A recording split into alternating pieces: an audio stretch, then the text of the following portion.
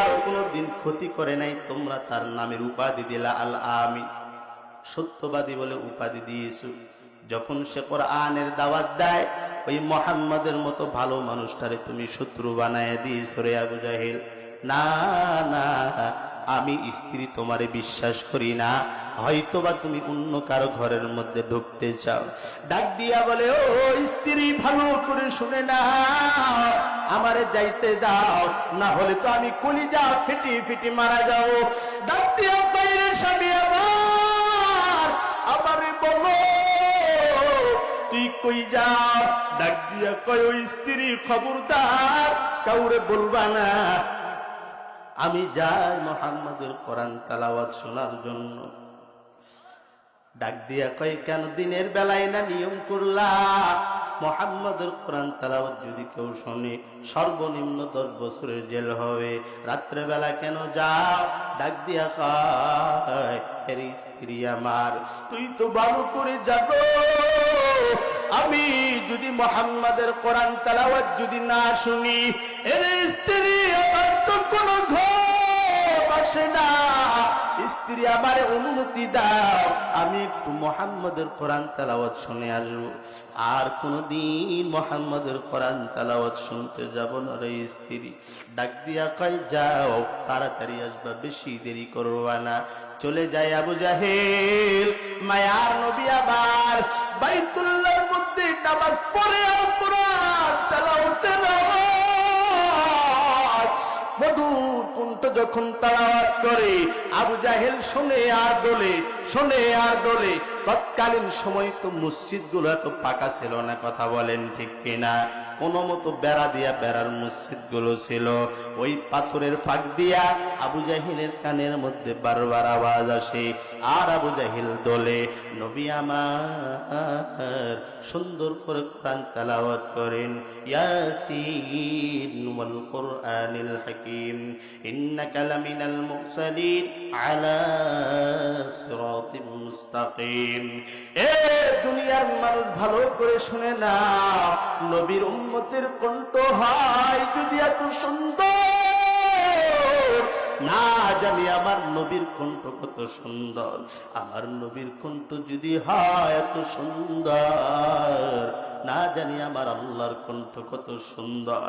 এ মুসলমান ইমানদার আল্লাহর গোলাম, এ আবু জাহিল যখন আল্লাহর নবী যখন কোরআন তেলাওয়াত করে, আবু জাহিল শুনে আর দুলতে থাকে, শুনে আর দুলতে থাকে। এমন সময় উতবা ডাক দিয়া কয়, আমি যদি ওই মুহাম্মাদের কোরআন তেলাওয়াত যদি না শুনি, আমি উতবা তো করে যাও ফেটে মারা যাব। আমারও তো মুহাম্মাদের কোরআন তেলাওয়াত শোনার দরকার। ওই উতবা সুন্দর করে চাদর মুড়াই দিয়া বাইতুল্লাহর দিকে রওনা দিয়ে দিল। উতবা তাকাইয়া দেখে কে যেন বাইতুল্লাহর দেওয়ালের মধ্যে খানটা লাগাইয়া কোরআন তেলাওয়াত শুনে আর দোলে। উতবা মনে করলো, যাই হোক, কোরআন তেলাওয়াত শোনা হবে, আসামিও একটা ধরা হবে। উতবা ধীরে ধীরে ধীরে ধীরে আগাইতে লাগলেন। পিছন দিক দিয়া চাপতে ধরেছে, ডাক দিয়া পায়, শোন, বাইতুল্লাহর দেওয়ালের মধ্যে সুন্দর করে সাইনবোর্ড দেওয়া আছে, মুহাম্মাদের কোরআন তেলাওয়াত যদি কেউ শুনে সর্বনিম্ন 10 বছরের জেল হবে। সকালবেলা হইলে আবু জাহেলের কাছে তোরে নিয়ে যাব। আবু জাহেল ডাক দিয়া কয়, কে আমারে ধরেছো? ডাক দিয়া কয়, ও দলের নেতা গো, দিনের বেলা নিয়ম করলা, রাতের বেলা কেন নিয়ম পাল্টাইলা? ডাক দিয়া কয়, রে উতবা, শুনে না, আমি আবু জাহেল নাই তবা মুহাম্মাদের কোরআন তেলাওয়াত শোনার জন্য আসি। বলো বলো, তুমি কিসের জন্য আসো? উতবা ডাক দিয়া কয়, ও দলের নেতা, ভালো করে শুনে না, প্রত্যেক দিন আমি যদি মুহাম্মাদের কোরআন তেলাওয়াত না শুনি আমার তো ঘুম আসে না। এইদিকে ডাক দিয়া কয়, তাকাইয়া দেখ, কারো কি দেখা যায় নাকি? কয়, না না, কাউরে দেখা যায় না। কয়, মুহাম্মদ কোরআন তেলাওয়াত করে গল্প করবি না, ভালো করে শুনো। দুইজন মিলে নবীর কোরআন তেলাওয়াত শোনার জন্য পাগল হয়ে গেলেন। এইদিকে সাইবা চাদরটা মুড়ি দিয়া রওনা হয়ে গেলেন বাইতুল্লাহর দিকে। কারণ সাইবাও নবীর কোরআন তেলাওয়াত না শুনলে ঘুম আসতো না। সাইবাও রওনা হয়ে তাকায় দেখে দুইজন মিলে কোরআন তেলাওয়াত শোনে। ডাক দিয়া কয়, আজকে আসামি পাইলাম, সকালবেলা বাইতুল্লাহর সামনে বিশাল বড় করে বিচার করব। চলে গেলেন, যাইয়া দুইজনারে ধরলেন, তাকাইয়া দেখে অন্য কেউ না, আবু জাহেল আর উতবারে দেখা যায়। কে দলের নেতা, দিনের বেলায় নিয়ম করলা, রাত্রে বেলায় কেন মুহাম্মাদের কোরআন তেলাওয়াত শোনার জন্য আসো? ডাক দিয়া কয়, রে সাইবা শুনে না, ওই মুহাম্মদ কি যেন আমার জাদু করেছি, আমার কোরআন তেলাওয়াত না শুনলে, মুহাম্মাদের কোরআন তেলাওয়াত না শুনলে আমার ঘুম আসে না। এরে সাইবা এমন করে হবে না, মুহাম্মদ যতদিন মক্কার জমিনে থাকবে ততদিন পর্যন্ত আমরা মুহাম্মাদের পাগল হয়ে যাও। আর যদি মক্কার লোকেরা জানে আমরা মুহাম্মাদের কোরআন তেলাওয়াতের পাগল, তাহলে আমার মানুষ দুর্বল ভাববে। এ উতবা শুনে নাও, এ সাইবা শুনে নাও, এই মুহাম্মদের আর রাখা যাবে না। মুহাম্মদের যেভাবেই হোক এইখান থেকে মক্কা নগরী থেকে বিদায় করতে হবে। চলে গেল যুদ্ধে, মায়ার নবী আবার যুদ্ধ করার জন্য রেডি হয়ে গেল। উতবা সাইবা আল্লাহ একজন প্রিয়রিত খাঁটি পয়গম্বর, আল্লাহ আল্লাহ ক্যা মুবারক নাম হ্যায়, আল্লাহ আল্লাহ आशिकू का काम है, या इलाही तू मेरा माबूद है, या इलाही तू मेरा माशूक है, या इलाही तू मेरा गफ्फार है, या इलाही तू मेरा सत्तार है। এর নবীর উম্মতের দল, এরে রংপুরের পীরগাছার মুসলমান, ওই যে আবু জাহেল কোরআন নিবে দিতে চেয়েছিল পারে নাই। আজও বাংলার জমিনে যারা কোরআনের বিরোধিতা করবে, কোরআনের প্রতিষ্ঠানের বিরোধিতা করবে, যুগে যুগে আবু জাহেল ধ্বংস হয়ে গেছে। আবু জাহেল ওই আল্লাহর কসম করে বলি, আজকে যারা উলামায়ে কেরামকে পৃথিবীর থেকে শেষ করতে চায়, যারা বাংলার জমিন থেকে কোরআনটা মুছে দিতে চায়, যুগে যুগে আবু জাহেল মুছে গেছে, ফেরাউন মুছে গেছে, নমরুদ মুছে গেছে। ওই আল্লাহর কসম, যেই বাতিল গুলো কোরআনের বিরোধিতা করবে, কোরআনের প্রতিষ্ঠানের বিরোধিতা করবে, সবাই এক সময় ধ্বংস হয়ে যাবে। আমার আল্লাহর কোরআন কিয়ামত পর্যন্ত দাঁড়াইয়া যাবে। আল্লাহ ডাক দিয়া পাই, কোরআনকে মহব্বত করলে কি হয় জানো? আল্লামা তাকি উসমানী সাহেব একটা কিতাবের মধ্যে সুন্দর একটা ঘটনা টানছি, এবং সুন্দর একটা ঘটনা টানছেন, সুন্দর একটা ঘটনা টানছেন। কোরআনে মহব্বত করলে, কোরআনে ভালোবাসলে কি লাভ? এরে নবীর উম্মতের দল, ভারতের জমিনের মধ্যে এক গামছাওয়ালা ব্যক্তি সর্বক্ষণ গামছা বিক্রি করতো। তার কোনো ইলম কালাম ছিল না, তার কোনো ডিগ্রি ছিল না। আল্লাহর বান্দা গলির মধ্যে ঘুরে ঘুরে ঘুরে ঘুরে প্রত্যেক দিন গামছা বিক্রি করত। আল্লাহর বান্দার মা নাই, আল্লাহর বান্দার বাবা নাই, আল্লাহর বান্দার স্ত্রীটাও নাই, ছোট্ট একটা মেয়ে বাসায় থাকে। এই আল্লাহর বান্দা প্রত্যেক দিন ঘুরে ঘুরে গামছা বিক্রি করত। আর যেই গলির মধ্যে আল্লাহর বান্দা গামছা বিক্রি করত, ওই গলির মধ্যে কোরআনের একটা লাইব্রেরি ছিল। আল্লাহর বান্দা প্রত্যেক দিন গামছা বিক্রি করতে গিয়া কোরআনের দিকে নজর দিয়া চোখের পানি ফেলাইয়া কান্না করত। কোরআনটা যদি বাসায় নিয়ে যাইতে পারতাম কতই না আমার ভালো হইতো, আমার কপাল না কথাই না গেয়ে যাইত। আল্লাহর বান্দা চিন্তা করত, আর গামছা বিক্রির মাঝে মাঝে কোরআন দেখায় চোখের পানি ফেলাইতো। একদিন গামছা বিক্রি করে লাইব্রেরির সামনে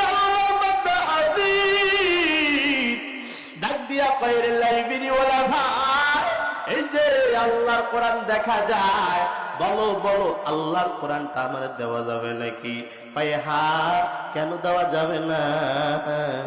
আমরা তো করার জন্যই বসে আছি, 2টা টাকা দাও, আল্লাহর কোরআন নিয়ে যাও। তৎকালীন সময় তো টাকার মূল্য অনেক, আজকে 1000 টাকা কিছুই মনে হয় না, 1 লক্ষ টাকা কিছুই মনে হয় না। তৎকালীন সময় 1টা টাকা মানে বহুত টাকা। ডাক দিয়া কয় রে আল্লাহর গোলাম, 2টা টাকা দাও, আল্লাহর কোরআন নিয়ে যাও। ডাক দিয়া কয় রে ভাই, আমার কাছে 1টা টাকা আছে, আল্লাহর কোরআনটা দাও। ডাক দিয়া কয় না না না, আমি দিতে পারবো না, কারণ এই লাইব্রেরি তো আমার না, আমি হলাম কর্মচারী। আল্লাহর বান্দা ডাক দিয়া কয় তাহলে কয় টাকার দরকার? 2 টাকা দাও, আল্লাহর কোরআন নিয়ে যাও। আল্লাহর বান্দা বাসায় দৌড়াইয়ে চলে গেল, চতুর্দিকে খুঁজিয়া 1টা টাকাও নাই।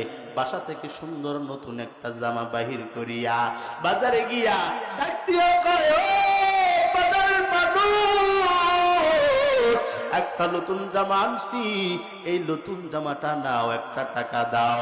একজন লোক এসে 1টা টাকা দিয়ে জামাটা নিয়ে চলে যায়। আল্লাহর বান্দা 2টা টাকা মিল করিয়া লাইব্রেরির সামনে হাজির হয়ে গেল। এ ভাই, আল্লাহর কোরআনটা দিয়া দাও। আল্লাহর বান্দা সুন্দর করে আল্লাহর কোরআনটা দিয়া দিল। আল্লাহর গোলাম এবারে চিন্তা করে ব্যাগের মধ্যে নিব নাকি আল্লাহর কোরআন? না না, এটা তো আমার মালিকের কালাম। প্রত্যেকদিন দূর থেকে আল্লাহর কোরআনটা দেখিয়া চোখের পানি ফেলাইছি। না না না, আল্লাহ কোরআন হাতের মধ্যে ঝুলাবো না, বুকের মধ্যে নিব নাকি? কই না না, বুকের মধ্যেও নিব না। আল্লাহর বান্দা মূর্খ মানুষ, মাথার উপর কোরআন লইয়া আল্লাহর বান্দা বাসায় চলে গেছে। ছোট্ট সন্তান মেয়েটা ডাক দিয়া কয়, ও আব্বু, আজকে কি কোনো বাজার নিয়ে আসো নাই? ডাক দিয়া কয়, না না, বাজার নিয়ে আসি না, আল্লাহর কোরআন নিয়েছি। তুমিও ঘুমাইয়া যাও, আমি আমার ঘরের মধ্যে যাই। রাত্র যখন গভীর হয়ে যায়, আল্লাহর এই গোলাম কোরআনটা একবার বুকের মধ্যে নেয়, একবার মুখের মধ্যে নেয়, একবার মাথার মধ্যে, একবার মাথার উপর তুলিয়া নেয়, বুকের মধ্যে জড়াইয়া ডাক দিয়া কয়, কোরআন, তুমি তো আমার রবের কোরআন, তুমি তো আমার মালিকের কালাম। এই কোরআন যদি হয় এত সুন্দর, আসমানটা যদি হয় এত সুন্দর, জমিনটা যদি হয় এত সুন্দর, মানুষ যদি হয় এত সুন্দর, না জানি আমার আল্লাহ কত সুন্দর। আল্লাহরে অনুভব করে কোরআন একবার বুকের মধ্যে লাগায়, একবার চোখের মধ্যে লাগায়, একবার মাথার উপরে নিয়ে যায়, চুম্বন দেয়, আর দেখে দেখে কেঁদে কেঁদে ডাক দিয়া বলে, এটা তো আমার রবের কালাম, এটা তো আমার মালিকের কালাম। আল্লাহর নবী ডাক দিয়া কয়, রে গোলাম, কোরআন পড়তে পারো না, সন্তানটারে কোরআনওয়ালা বানাও। সন্তানটা যদি কোরআনওয়ালা না হয়, জামাইটারে কোরআনওয়ালা জামাই হিসাবে নিয়ে নাও, তোমার পরিবারের মধ্যে একজন কোরআনওয়ালা বানায় দাও। তাও যদি না হয়, উলামায়ে কেরামের সঙ্গে মহাব্বত রাখো। কিয়ামতের ময়দানে কেউ তো তোমার চিনবে না ভাই, কোরআনওয়ালার সঙ্গে এমন মহাব্বত লাগাইয়া দাও, কিয়ামতের দিন জানো তোমারে দেখলেই চিনতে পারে, দেখলেই যেন চিনতে পারে। আল্লাহর গোলাম প্রতিনিয়ত প্রতি রাত্রে বেলায় আল্লাহর কোরআনটা বুকের মধ্যে লাগাইয়া কান্না করে আর ডাক দিয়া বলে, এটা তো আমার মালিকের কোরআন, এটা তো আবার আল্লাহর কোরআন। আল্লাহর কোরআন যদি হয় এত সুন্দর, এই আসমান যদি হয় এত সুন্দর, এই জমিন যদি হয় এত সুন্দর, না জানি আমার আল্লাহ কত সুন্দর। আল্লাহর বান্দা কোরআনটা খুলায় খুলায় পৃষ্ঠা উল্টায় আর চোখের পানি ফেলায় ফেলায় কান্না করে, হে দয়ার মালিক আমি তো কোরআন পড়তে পারি না আল্লাহ, তবে তোমার কোরআন এত সুন্দর, আমি পড়লে আরো বেশি লাগতো সুন্দর। এ মালিক আমি তোমার কোরআন পড়তে পারি না। আল্লাহর বান্দা কোরআনটা বেড়ায়া বেড়ায়া চুম্বন দিত আর কান্না করতো। প্রতিনিয়ত করতে করতে আল্লাহর বান্দা একদিন দুনিয়ার জমিন থেকে চির বিদায় নিয়ে চলে গেল। মেয়েটা সকালবেলা ডাক দেয়, রে বাবা আজকে কি গামছা বিক্রি করতে যাবা না? তাকাইয়া দেখে বাবা আর কথা বলে না। ডাক দিয়া কইরে, গ্রামের মানুষ তোরা কই? তাকাইয়া দেখ আমার বাবার জমিনের মধ্যে নেই। আমার বাবা চিরতরে ডাক দিয়ে আল্লাহর কাছে চলে গেলেন। এ গ্রামের মানুষ তোরা কই? আমার মা নাই, আমার বাবা নাই। গ্রামের মানুষ সব হাজির হয়ে গেল। এ মেয়ে আমার, খবরদার কান্না করবি না, তোর বাবা মরে গেছে, আর কোনোদিন ফিরবে না। ডাক দিয়া বলে, আমি আজ থেকে আর কাকে বাবা বাবা বলে ডাকবো? আমার তো মা নাই, আমার তো বাবা নাই। ডাক দিয়া কয়ের মেয়ে, আজ থেকে আমরাই তোর বাবা মার আদর করবো, খবরদার কান্না করবি না। ডাক দিয়া কয়, আমার বাবার কাফন দাফন করে নাও। কাফন দাফনের জন্য রেডি হয়ে গেল। আজকে তো ঘরে ঘরে মাওলানার কোনো অভাব নাই, হাফেজের কোনো অভাব নাই, বক্তার কোনো অভাব নাই, ইমামের কোনো অভাব নাই। কথা বলেন ঠিক কিনা? তৎকালীন সময়ে হুজুরদের বড় অভাব ছিল, এত হুজুর তখন ছিল না। আজকাল তো হুজুরের মধ্যে টুপি নিয়ে মারামারি হয়। কথা বলেন ঠিক কিনা? হাত বাঁধা নিয়ে মারামারি হয়। বুকের উপর হাত বানবে নাকি পিঠের উপর হাত বানবে, নাবির নিচে হাত বানবে নাকি নাবির মাঝে হাত বানবে, লম্বা টুপি পরবে নাকি খাটো টুপি পরবে, চাপটা পরবে নাকি কালাটা পরবে নাকি সাদাটা পরবে। টুপি নিয়েও আজকে দলাদলি আছে না নাই? মুসলমান শুনো, আল্লাহর বান্দা ইন্তেকাল করার পর সুন্দর করে কাফন দাফন করাইয়া গ্রামের মানুষ চিন্তা করে কি তার জানাজা পড়াবে। কোনো মাওলানা নাই, কোনো হাফেজ সাহেব নাই। চলো তার মেন রোডে নিয়ে যায়। মেন রোডে লইয়া তাকাইয়া দেখে অনেকক্ষণ যাবত দেরি করার পর এক তাকাইয়া দেখে এক আল্লাহর গোলাম লম্বা দাড়ি, মাথার উপর একটা টুপি লইয়া আল্লাহর বান্দা ঘোড়ার উপর চড়িয়া এই দিকে আসতেছেন। সবাই মিলে তারে ধরলো। ডাক দিয়া কয়, রে মাওলানা দয়া করে মায়া করে এই বান্দার জানাজাটা একটু করে দাও, আমাদের কাছে কোনো হুজুর নাই। আল্লাহর বান্দা জানাজা করাইয়া যখন চলে যাবে, ডাক দিয়া কয়, রে মাওলানা কই যাও? জানাজা তো করাইলা, দয়া করে মায়া করে মাটিটা একটু দাও। মাটি কেমনে করে দেয় আমরা তো জানি না, দয়া করে মায়া করে মাটিটা একটু দাও। আল্লাহর বান্দা সুন্দর করে কবরের মধ্যে শোয়াইয়া কবরের মধ্যে মাটি দিয়া আল্লাহর বান্দা দোয়া করে যখন বিদায় নিয়ে চলে গেল, বাসায় যাওয়ার পর তাকাইয়া কাঠ ছিল, কাঠটা আর নাই। আল্লাহর বান্দার মনে পড়ে গেল, কবরের মধ্যে যখন নামছিলাম মনে হয় কবরের মধ্যে পড়ে গেছি। আবার গ্রামবাসীর কাছে হাজির, কি মাওলানা একটু আগে মাটি দিয়া চলে গেলা, আবার কেন আসলা? ডাক দিয়া কয়, রে ভাই আমার কাঠটা মনে হয় কবরের মধ্যে পড়ে গেছে। কয় কি করতে হবে? কবরের মাটিগুলো একটু সরাইয়া কাঠটা বাহির করে নিতে হবে। চলো চলো চলো। সবাই মিলে রওনা দিয়া দিলেন কবরের কাছে। কবরের মাটি সরার পর মাওলানা যখন মাথাটা একটু কবরের মধ্যে ঢুকে দিছি, আল্লাহু আকবার বলে হয়ে গেছে, একটা চিৎকার দিয়ে জমিনের মধ্যে অজ্ঞান হয়ে গেলেন। সবাই মিলে মাওলানারা ধরিয়া সবাই কবর থেকে চলে আসলেন। কেউ মাওলানা হঠাৎ করে আল্লাহু আকবারের আওয়াজ দিয়া কেন জমিনের মধ্যে পড়ে গেলা?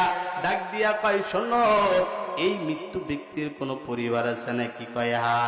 এর স্ত্রী নাই, এর মা নাই, এর বাবা নাই, তবে এর একটা ছোট্ট একটা কন্যা সন্তান আছে। কই চলো চলো চলো, এই সন্তানটার কাছে আমার নিয়ে যাও। গিয়া পর্দার আড়াল থেকে সালাম দিয়া ডাক দিয়া কয়, রে আম্মা জান, তোমার সঙ্গে আমি একটু কথা বলতে চাই তোমার বাপ বিষয়ে। বলো বলো বলো, তোমার বাবা এমন কি আমল করত? ডাক দিয়া কয়, ও মাওলানা, আমার বাবার কোনো আমল তো আমি দেখতে পাই না, তবে হ্যাঁ, মৃত্যুর কয়েকদিন আগে একটা কোরআন কিনে নিয়ে আসছিল। এই কোরআনটা বুকের মধ্যে লইয়া সারা রাত্র বেলা গুনগুন গুনগুন করে কান্না করত। কান্না করতে করতে আমার বাবা এক সময় দুনিয়ার জমিন থেকে চলে গেল। গ্রামের মানুষ ডাক দিয়া কয়, রে মাওলানা, বলো বলো বলো, এমন কি দেখেছো যার কারণে অজ্ঞান হয়ে গেলা? ডাক দিয়া কয়, ও গ্রামের মানুষ, তোমরা তো বুঝবা না রে গ্রামের মানুষ, আমি যখন আল্লাহর বান্দার কবরের মাটিটা সরাইছি, আমার নাকের মধ্যে জান্নাতে ফুলের ঘ্রাণ তখন পাইছি। আমি যখন মাথাটা ঢুকিয়া দিলাম, আমি তাকাইয়া দেখলাম গোটা কবরের মধ্যে শুধু ফুল আর ফুল দেখা যায়। এরে নবীর উম্মতের দল, তাহলে কোরআনকে মহব্বত করার দরকার আছে না নাই?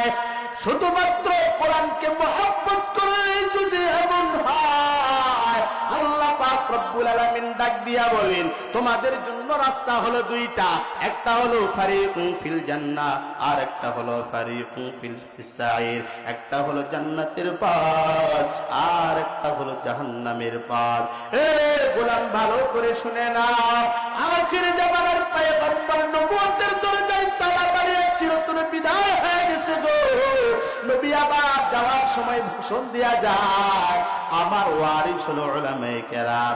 নবী আমার হাদিসের মধ্যে বলেন, ইন্নাল উলামা ওয়ারাসাতুল আম্বিয়া, উলামায়ে কেরাম আমার ওয়ারিস। উলামায়ে কেরামকে রেখে গেলাম, উলামায়ে কেরামের কথা মতো তোমরা চলবা। হযরত আব্দুল্লাহ ইবনে আব্বাস রাদিয়াল্লাহু তাআলা আনহু ডাক দিয়া কয়, এ আখির জামানার উম্মত, ভালো করে শুনে নাও, তোমরা যদি নবী না পাও, উলামায়ে কেরামের কথা শুনিয়া তোমরা যদি আমল করো, মনে করবা তোমরা নবীর কথা শুনে আমল করলা। এ নবীর উম্মতের দল, আল্লাহর নবীর প্রিয় সাহাবী হযরতে আল্লাহর নবীর প্রিয় সাহাবী হযরত আবু হুরায়রা রাদিয়াল্লাহু তাআলা আনহু বলে গেছেন, হযরত আবু হুরায়রা ডাক দিয়া পায়, তোমরা যদি নবী না পাও, উলামায়ে কেরামের হাতের সঙ্গে হাত লাগায় দাও, মনে করবা তোমরা নবীর হাতের সঙ্গে হাত লাগায় দিলা। তোমরা যদি নবী না পাও, উলামায়ে কেরামকে একবার মেহমানদারি করাও, মনে করবা তোমরা নবীকে মেহমানদারি করলা। হে নবীর উম্মতের দল, এই জন্য কোরআনকে বেশি বেশি মহাব্বত করতে হবে, কোরআনকে বেশি বেশি ভালোবাসতে হবে। কারণ এগুলা কোরআন পড়লেই সওয়াব, কোরআন দেখলেও সওয়াব, কোরআনের পৃষ্ঠা উল্টাইলেও সওয়াব। মায়ার নবী আমার ডাক দিয়া কয়, একটা করে কোরআনের অক্ষর পড়বি, আল্লাহ তাআলা 10টা করে নেকি তোর আমলনামায় দান করে দিবি। এর নবীর উম্মতের দল, এই যুদ্ধ সন্তানটার কোরআন ওয়ালা বাবা, ওই সন্তানটা যখন কোরআন পড়ে, আল্লাহর নবী ডাক দিয়া কয়, আল্লাহ তখন জিবরাইলকে ডাক দিয়া কয়, রে জিবরাইল, তাকাইয়া দেখ এই সন্তান কি কয়। কয়, আল্লাহ তোমার নামের প্রশংসা করে, আমারে দেখছে নাকি? কয়, না না, কি পরে? তোমার কালাম পরে। তাকাইয়া দেখো, হে জিবরাইল, এর বাবা দুনিয়াতে আছে নাকি? কয়, না আল্লাহ, দুনিয়াতে আর বাবা নাই, দুনিয়াতে আর মা নাই।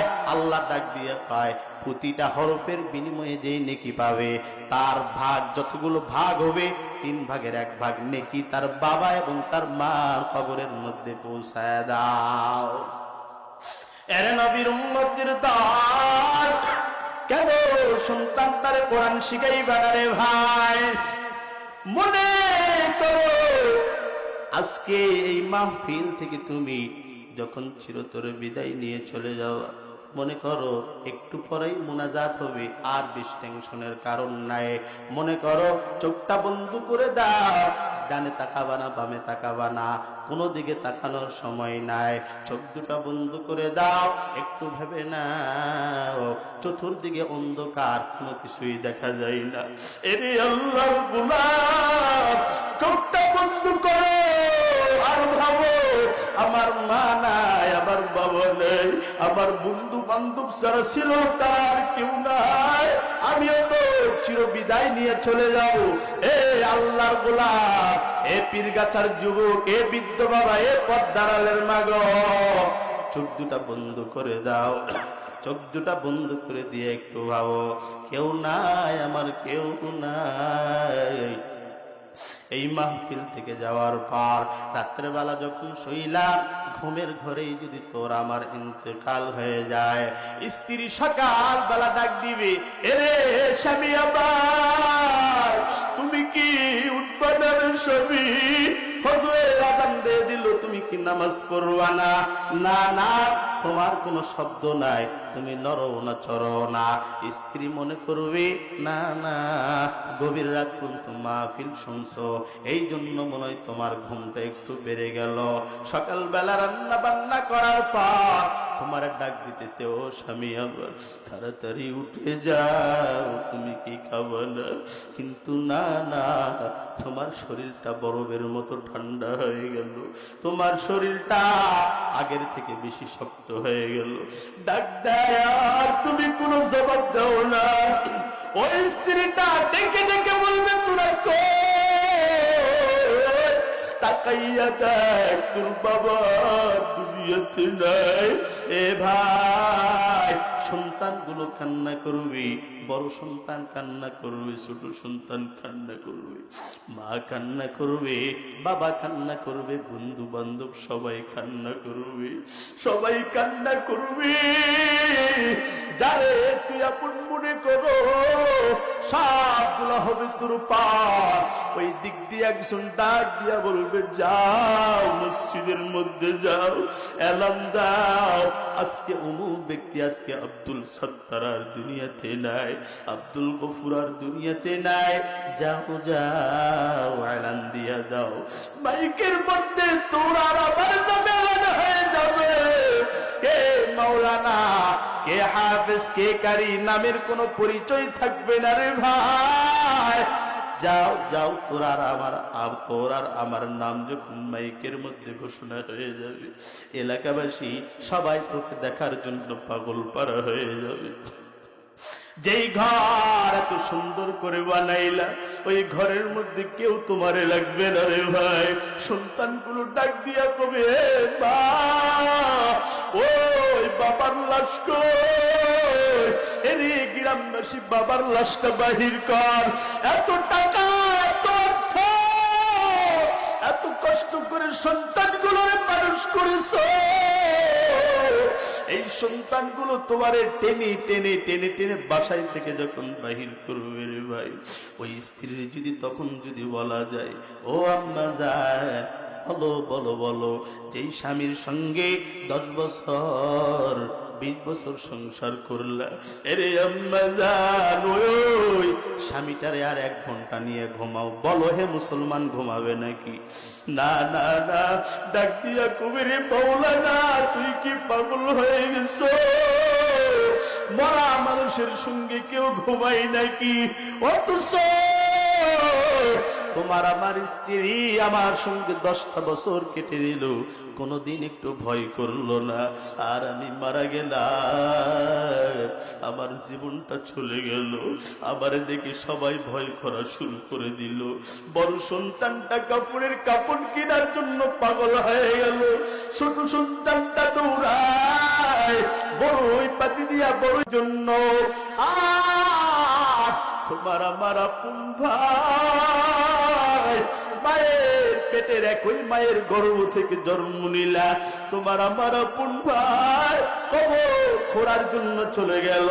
এলাকাবাসী চলে আসলো তোমারে আমারে গোসল করাইতে, সুন্দর করে গোসল করাইয়া চকলেটের মতো মোড়াইয়া পায়ের মধ্যে কোমরের উপর বান্ধন দিয়া যে খাটনি দেখলে তুই মসজিদে গিয়া ভয় পাও, কত মানুষ আছে ও বাবা নামাজ কেন পড়ো না, ডাক দিয়া কইরে হুজুর এই মসজিদের মধ্যে একটা খাটনি দেখা যায়, ওই খাটনি দেখলে আমার এত ভয় লাগে, এত ভয় লাগে, ওই খাটনির কারণে আমি নামাজ পড়তে পারি না।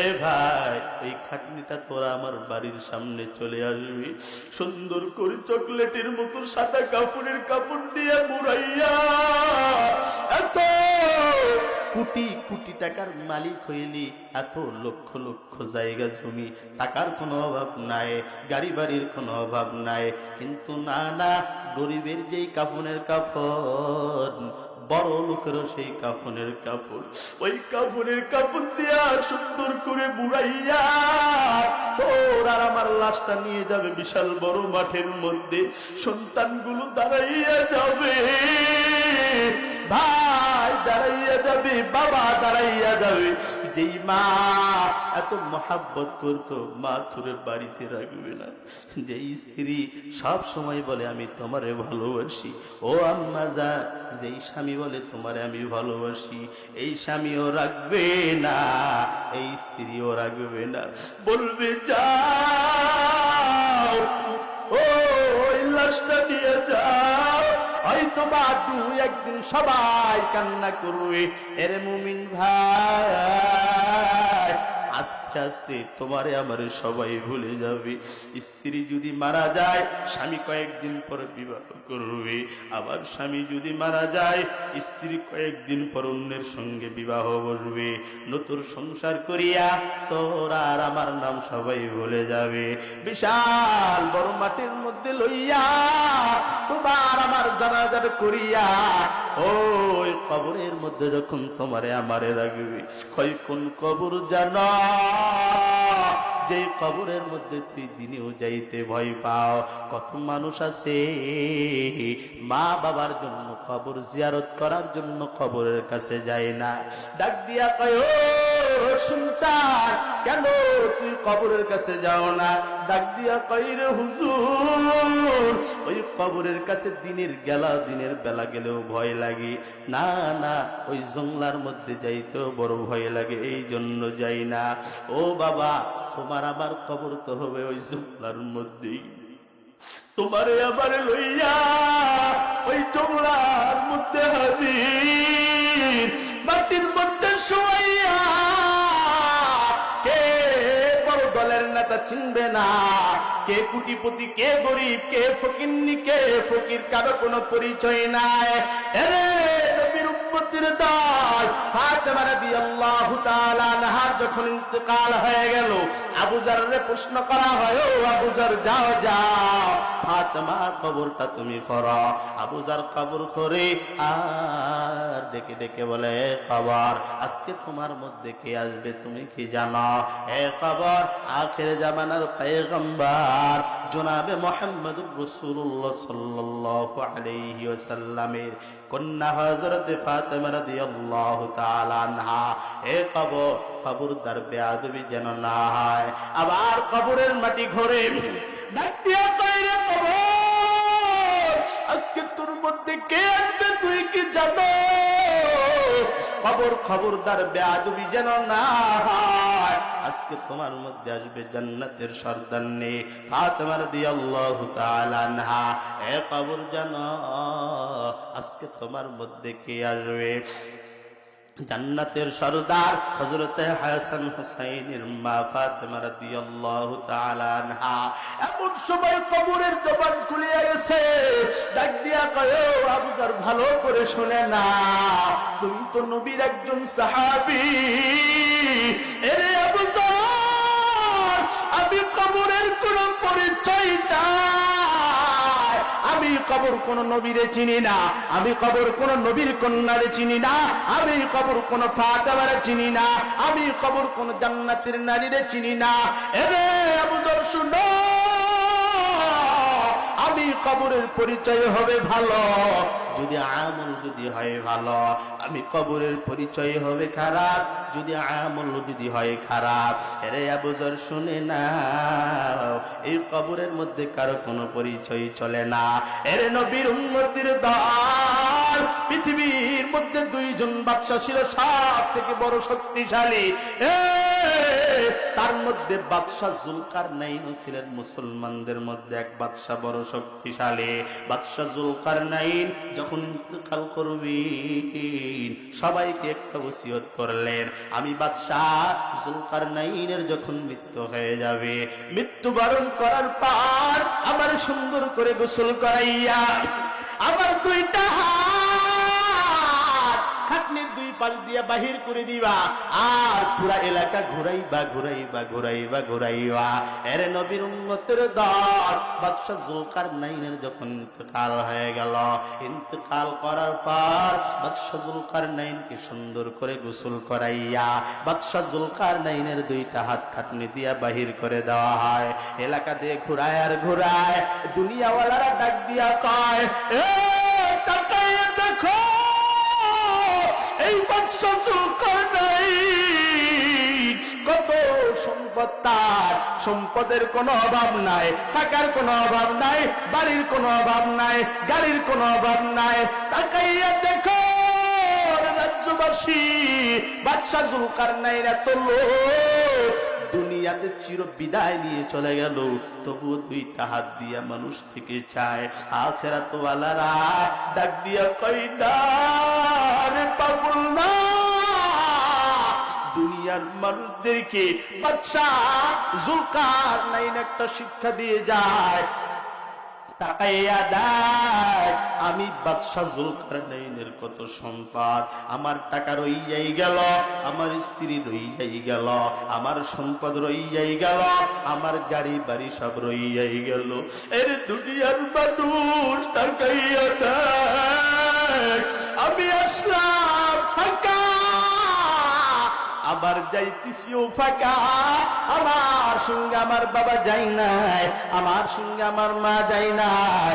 এত মহাব্বতের লোক, এত প্রীতির লোকে আমি বাদশার কোনো অভাব নাই, কিন্তু তাকাইয়া দেখো আমার সঙ্গে আমার কোনো কর্মচারী গেল না, আমার সঙ্গে আমার স্ত্রী গেল না, আমার সঙ্গে আমার সন্তানাদি কেউ গেল না, আমার সঙ্গে আমার সম্পদও গেল না। এরে পীরগাছার মুসলমান, তুমিও মরবা আমিও মরবো রে ভাই। মৃত্যুর পরে ওই কবরের মধ্যে ঢুকাইয়া সবাই বলবে মিনহা খালাকনাকুম ওয়া ফিহা নুঈদুকুম ওয়া মিনহা নুখরিজুকুম তারাতান উখরা। বলবে আর মাটি চাপা দেওয়া একদিক থেকে শুরু হয়ে যাবে। তুমি বলবা আবার কেন এই কবরের মধ্যে রাখতিস রে সন্তান, আমার নিয়ে যাও। কিন্তু না না, ওই দিন তোমার আমার কথা কেউ শুনবে না, সবাই কবরের মধ্যে মাটি চাপা দিয়া সবাই ওখান থেকে চলে আসবে। এরপরে কবরের মধ্যে আযাব তৈরি হয়ে যাবে। এরে পীরগাছার মুসলমান ভালো করে শুনে নাও, মনে করেছো কাফনের পকেট আছে? কয় না না, কাফনের তো কোনো পকেট নাই রে ভাই। দুনিয়ার জিন্দেগিতে কোনো কিছু করতে পারো না, এত সম্পদ, এত টাকা, এত পয়সা কি করবা যদি যদি কাল কিয়ামতের ময়দানে কাজেই না লাগে। আল্লাহ বলেন ইয়াউমা ইয়াফিরুল মারউ মিন আখিহি ওয়া উম্মিহি ওয়া আবিহি ওয়া সাহিবাতিহি ওয়া বানি লিকুল্লি ইমরিইম মিনহুম ইয়াউমা ইযিন শা'নুন ইগনি। যেই সন্তানের জন্য এত কিছু করো, এই সন্তান হবে তোর পর কিয়ামতের ময়দানে। বাবা তার সন্তানকে চিনবে না, সন্তান তার বাবারে চিনবে না, স্ত্রী তার স্বামীরে চিনবে না রে ভাই, স্বামী তার স্ত্রী চিনবে না, কিয়ামতের ময়দানে কারো কোনো পরিচয় থাকবে না। দুনিয়াতে যার জন্য সুদ খাও, যার জন্য ঘুষ খাও, যার জন্য অন্যের উপর জুলুম করো, কিয়ামতের ময়দানে তারাই তোমার মুসিবতের কারণ হয়ে যাবে। তারা যেন মুসিবতের কারণ না হয়, এই জন্য সন্তানটারে আলেম বানাও, মেয়েটারে আলেম বানাও। আল্লাহর নবী কয় তালাবুল ইলমি ফরিদাতুন আলা কুল্লি মুসলিম, দিনে ইলম শিক্ষা করা প্রত্যেকটা মুসলমানের উপর ফরজ। হাফেজ হওয়া সত্য না, আলেম হওয়া সত্য না। যতটুকু ইলম শিখলে তুমি তোমার সন্তান তোমার পরিচয় দিতে সুন্দরভাবে সংক্ষিপ্ত হবে, তোমার সন্তান তোমারে মহাব্বত করবে, তোমার সন্তান তোমার হক বুঝবে, তোমার সন্তান তোমার জানাজা করতে পারবে। ততটুকু সময় তোমার অবশ্যই দিতে হবে, ততটুকু ইলম তোমার ততটুকু শিক্ষা দিতে হবে। আসেন সন্তান তারা আলেম বানাবো, হাফেজ বানাবো, কিয়ামতের ময়দানে আল্লাহর জাহান্নাম থেকে মুক্তি নেব। রাজি আছেন তো ইনশাআল্লাহ? রাজি আছেন? কারা কারা রাজি আছেন দুইটা হাত তুলে দেখান তো দেখি। লিল্লাহি তাকবীর, নারায়ে তাকবীর। আল্লাহ পাক রব্বুল আলামিন তৌফিক দান করুন, সকলে বলি আল্লাহুম্মা আমিন। এই জন্য তো আল্লাহ পাক রব্বুল আলামিন ডাক দিয়া বলে ইন্নাল্লাহ আশতারা মিনাল মুমিনিনা মা আনফুসাহুম ওয়া আমওয়ালাহুম বিআন্না লাহুমুল জান্নাহ। আমি আল্লাহ মুমিনদের জান এবং মাল কিনে নিয়েছি, বিনিময়ে আমি আল্লাহ তাআলা মুমিনদেরকে জান্নাত দিয়েছি। পয়গম্বরকে প্রশ্ন করা হয়, পয়গম্বর মুমিনদের জান এবং মাল আল্লাহ কিনে নিয়েছেন, মুমিনদেরকে আল্লাহ বিনিময়ে জান্নাত দিয়েছেন। আল্লাহ দিবেন বলেও দেন নাই, আল্লাহ তাআলা নিবেন বলেও নেন নাই। মায়ার নবী আমার ডাক দিয়া কয় রে সাহাবী শুনো, আমার আল্লাহ মুমিনদের জান এবং মাল মুমিনদের কাছে আমানত রেখে দিলেন। আল্লাহর দেওয়া জান্নাত, ওয়াদাকৃত জান্নাত আল্লাহর কাছে আমানত রেখে দিলেন। আল্লাহ তাআলা ডাক দিয়া কয় মুমিনেরা, যদি এই মুমিনেরা তার জান এবং মাল যদি দান যদি সঠিক কাজে সঠিক জায়গায় যদি করতে পারে, আমি আল্লাহর দেওয়া জান্নাত মুমিনেরা তার জান এবং মাল ঠিক জায়গায় ব্যয় করবে, আমি আল্লাহর ওয়াদাকৃত জান্নাত আমি আল্লাহ বান্দা মৃত্যুবরণ করতে দেরি হবে, আমি আল্লাহ তাআলা মুমিনদেরকে দিতে বেশি দেরি করব না। এই জন্য এই ময়দানে কে আছে যে হুজুর আমার মা নাই, আমার বাবা নাই, আমার পরকালের চিন্তা উঠে গেল, হুজুর আমি তো মারা যাব, আমি মারা যাওয়ার পর কে দান করবে না করবে আমি জানি না, তবে আমি মারা যাওয়ার পরে যেন আমার কবরটা যেন জান্নাতের বাগান হয়। হুজুর আমার মা নাই, আমার বাবা নাই, আমি আমার মা বাবার জন্য 1 করে 1000 টাকা মাদ্রাসায় দান করব, এমন কোন ব্যক্তি আছেন? একটু দাঁড়ায়।